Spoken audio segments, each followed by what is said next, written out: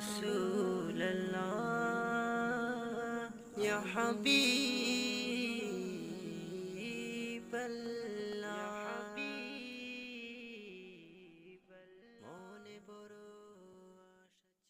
یو بل حدیث کې پیغمبر علیه الصلاة والسلام وایي ما اکل احد طعاما قط خيرا من ان يأكل من عمل يده ان نبي الله داود علیه السلام كان يأكل من عمل يده. نبی علیه الصلاة والسلام دې حدیث کې وایي چې ما اکل خوراک نه ده کړی احد هیڅ چا طعاما د ډوډۍ قط هیڅ کله خیرا چې دا ډوډۍ خیر وي ښه وي من ان تر دې یاکله چې خوراک وکړي من عمل یده د خپل لاس له کار چې په خپل لاس یې ګټلې د هغه خوري تر دې ښه ډوډۍ نسته او بلکې دا خو پرېږده نبی علیه الصلاة والسلام وایي وان نبی الله داود علیه السلام کان یاکل من عمل یده د علایو پیغمبر د داود علیه السلام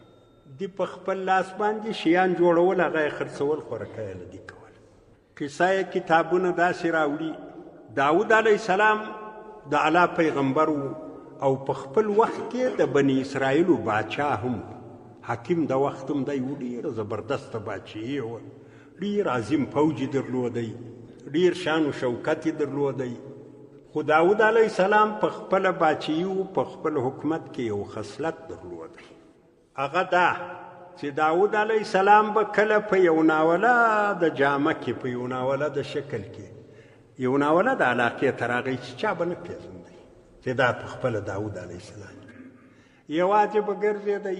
بیا به له خلکو پوښتنې کولې څنګه دا حکومت وزغی سایر سړی خو چې پوښتنه وکړي چې کاکا حکومت څنګه د موږ ټول عیبونه ورته وایي او د حکومت یو سړی چې عسکر له موږ پوښتنه وکړي چې څنګه ده نو هغه ته خو نسو ویلی چې خراب نو به خامخا به صفت ورته کوي اوس که داود علیه السلام په خپل دفتر کې له یو چا پوښتنه وکړي چې حکومت څنګه ده نو هغه څوک ویلی شي چې حکومت خراب ده او که د یو سایر سړي په شکل د یو بازاري په شکل بله یو چا سره یو ځای شو څنګه دا حکومت عسکر څنګه دي قاضیان څنګه دي والي صاحب څنګه ده پلانی څنګه ده نو به خلکو هغه خپلې خاطرې ورته بیانولي یو وخت یو سړی په مخه ورغی چې څنګه د حکومت هغه ولې انشاءالله ښه حکومت ده څنګه ده داود علیه السلام باچا صاحب څنګه ده هغه ول باچا صاحب خو نور ډېر نیک سړی خبره نشته فقط دونه قدر ده چې دا بیت المال روپۍ یې د خپلو مصارفو ضروریاتو دپاره نه مصرفولای په خپله یې یو کار کولی دا نفقه یې په خپله ګټلی نور نو بیا صحیح سړی نو چونکې داود علیه السلام پیغمبر و چې له ده راتېر سئ چورت یې واو چې دا د الله لخوا تنبیه په مخه ورغلی یم ملک نو راغی کور کښېنستی الله جل جلاله ته دعا وکړه چې یا الله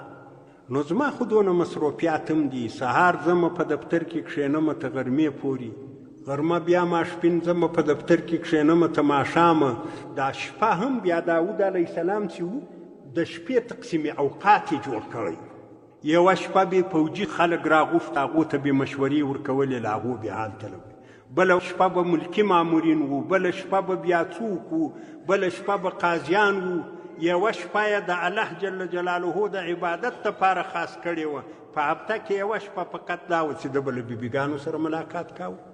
نو یې ویل چې یا الله خو نه ورځ فارغه ده نه شپه چې زه اوس مزدوري کوم نو دا زه څنګه وکړم الله جل جلاله وحی ورته وکړه چې ته دی وکړه دا اوسپنه چې ته رااخې ستا په لاس کې دا ستا معجزه هم ده د نبوت ستا په لاس کې دا اوسپنه داسې پستاسې لکه لانده وړه پزه دا اوسپنې شیان جوړوه دا د داود علیه السلام معجزه هم وه چې اوسپنه به راواخسته په لاس کې به دی سوه لکه لانده وړه الله جل جلاله قرآن کې راوړي دي دا وحی ده وعلنا له الحدید الله وایي اوسپنه مو ورته پسته کړه ورته نرم کړه نو بیا داود علیه السلام زغرې جوړولې زغره یو قسم کمیس ده د اوسپنې د دفاع دپاره اغوستل کېږي بیا توره تاثیر نه پر کوي دا زغرې به جوړولې دا په یوه میاشت کې ده یوه دانه جوړولی شئ بیا چې به په یوه میاشت کې دا زغره جوړه کړه هغه په 400 درهمه خرڅېده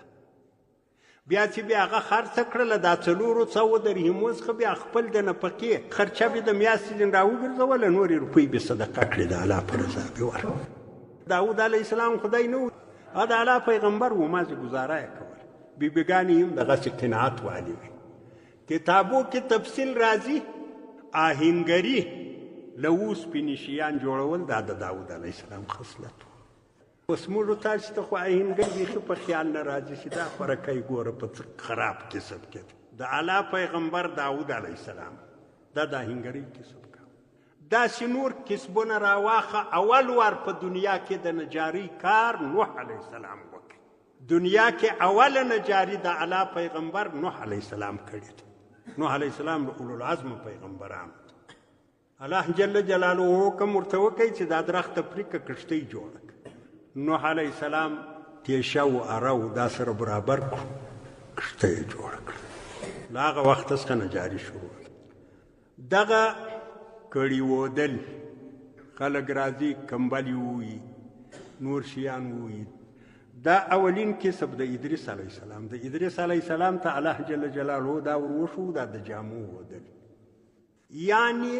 څه کسبونه چې نن په موږ کې رواج دي حلال کسبونه. یو خو ډومي ده هغه نه، ډول وهل هغه نه، هغه ته مزامیر شیطان وایي د دې استاد شیطان.